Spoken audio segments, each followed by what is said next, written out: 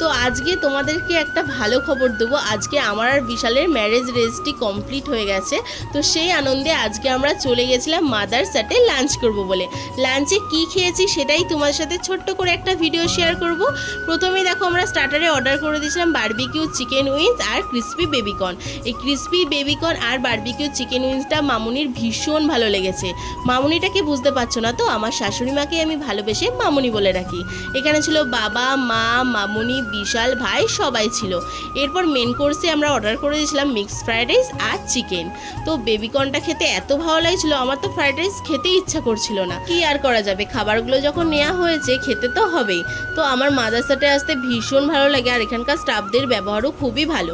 আচ্ছা, তোমরা কে কে মাদারসাতে এসেছো অবশ্যই কমেন্ট করে জানিও, আর তোমাদের আসতে কেমন লাগে সেটাও জানিও। তো চলো আজকের মতন ভিডিওটা এখানেই শেষ করছি, দেখা হচ্ছে নতুন একটা ভিডিওতে। তো আজকের মতন বাই।